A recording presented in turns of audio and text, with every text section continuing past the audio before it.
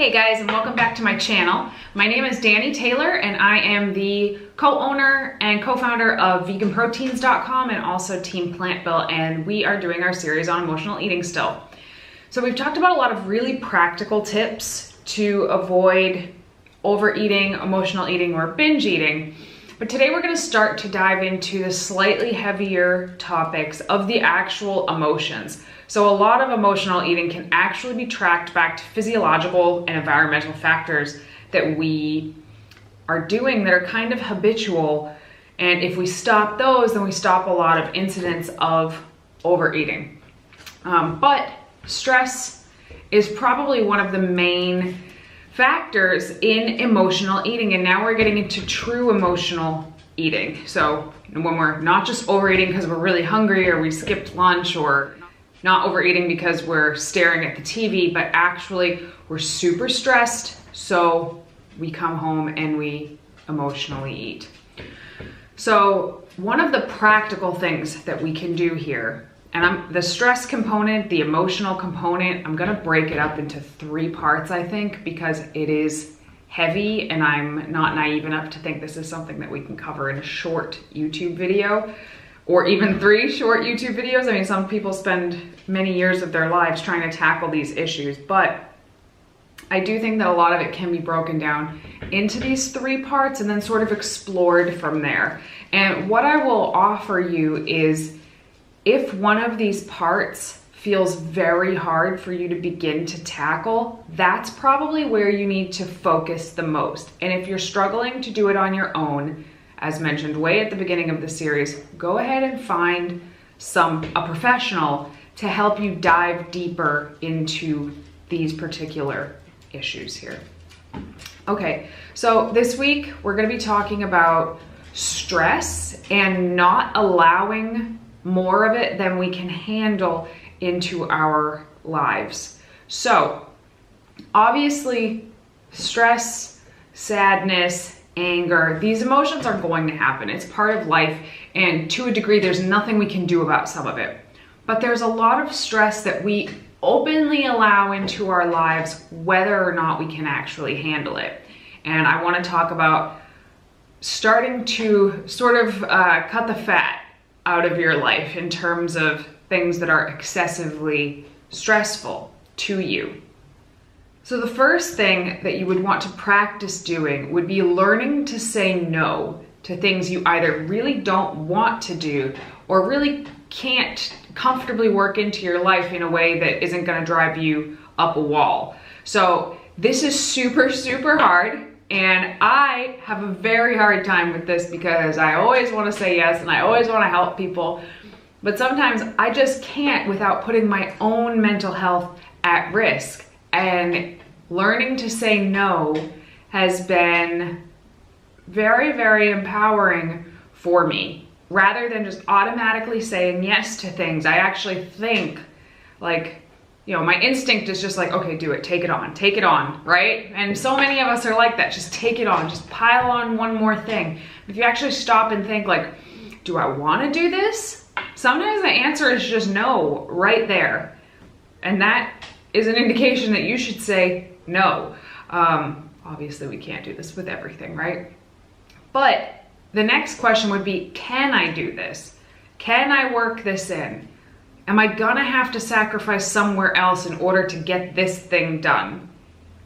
If you think so, then you should probably say no.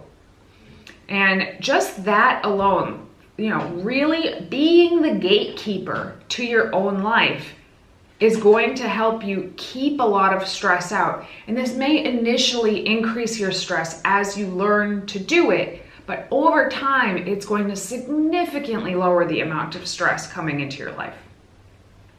The next thing would be to avoid people that drain you.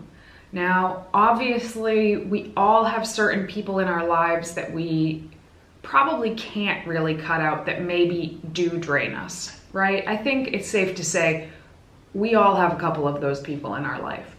But if it's not somebody that you have to keep in your life, draw a clear line where this person is not allowed beyond this point in your life.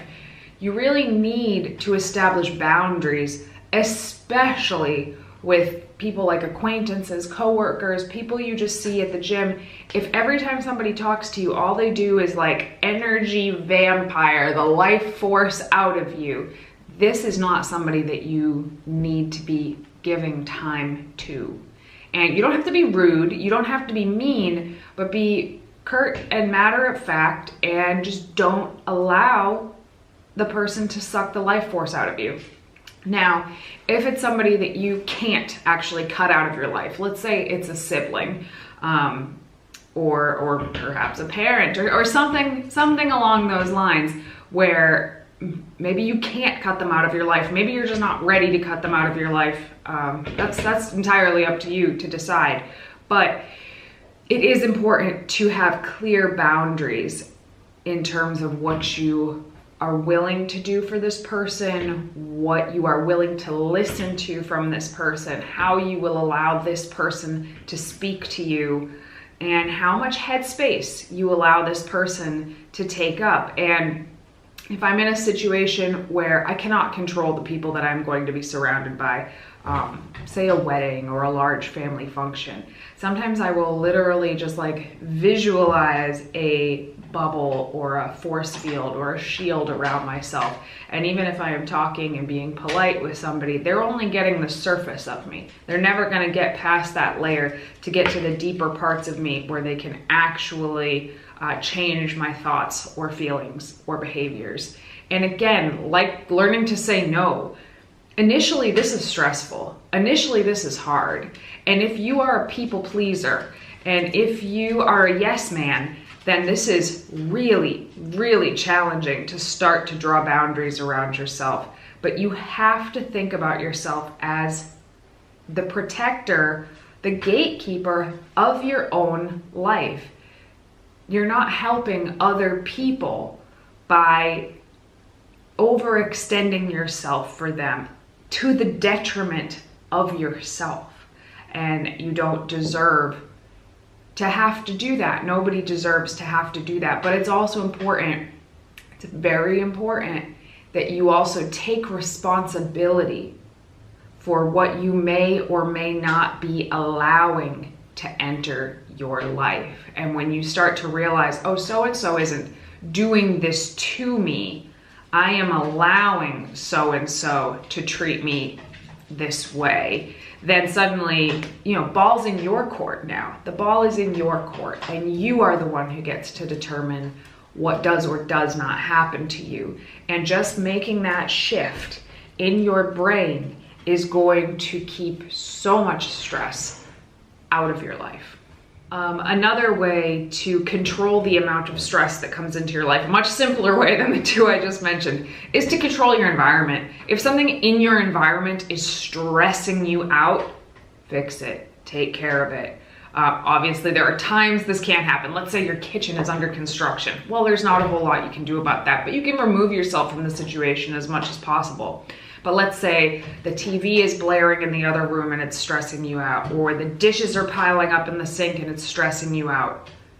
Break it down into little tasks, take it one by one, and fix the environment around you. The environment around you can cause so much stress to come in on you, and that is something that we typically have a fair amount of control over. So begin to tackle the stressful things in your environment, and your overall stress will lower. And the last thing kind of goes back to the first thing, but it's a little bit simpler, is just to prioritize. Make your to-do list. Try to plan it out in advance if you can, like a week or 2 weeks or even a month. Just plan as much as you know in advance. And as things start to get crowded, really think about how doable is this really? And if the answer is that it's not doable, go in there and start removing things or pushing things forward that aren't an immediate priority. I also find it helpful to work little buffers of time into my schedule, 10 or 15 minutes here or there, because stuff always runs over and stuff always takes a little bit longer than you expect it to. So if you have every minute of your day booked, you're gonna fall behind, and that's gonna stress you out. And that's gonna be a self-imposed way. you are going to be stressing yourself out by setting it up that way. So being very conscious of how you set up your to-do list and making sure that what's in there is doable for you is going to help to minimize the amount of stress entering your life. So next week, we are going to talk about the situations that we can't change, the situations that we cannot improve, that are beyond our control, and how to begin to accept them. But before we get to that, you definitely want to make sure that you are like a ninja, getting as much stress out of your life as possible. Is that what ninjas do? I don't know what that is. I think that's Wonder Woman, but whatever. However you want to imagine it, you need to imagine your space in your life as something that is sacred or just important, untouchable. Your house is a fortress, your body is a temple. However you want to think about it, you're the one in control of what's going to come into your life to a large degree, to a larger degree than most of us like to admit. So stepping up and learning the skill, this is a skill of saying no, learning the skill of not letting people who harm you and your energy and your stress levels into your personal space or into your head space. As you learn those skills, your overall stress levels are gonna come down. And if your stress levels come down, then the incidence of stress eating are going to come down along with it, just by proxy. So hopefully this helps you. This is a heavier topic than some of the ones we've done so far. So the next few episodes are going to be a little bit heavier, a little bit more abstract, less concrete, but you know, the real mock meat and potatoes of this series. So it is very important that you don't just pay attention to your calories, don't just pay attention to your portion sizes. You need to dive in to this mental mind taffy and sort it out if you want to really decrease the episodes of overeating, binge eating, and stress eating. That's it for now. Hope you guys have a great day. If you have any questions, feel free to leave them down in the comments below, and come join our Facebook community. It is called Muscles by Brussels Radio. It's for our podcast audience, but as we expand into YouTube, you guys count. All right, I'll talk to you soon. Bye.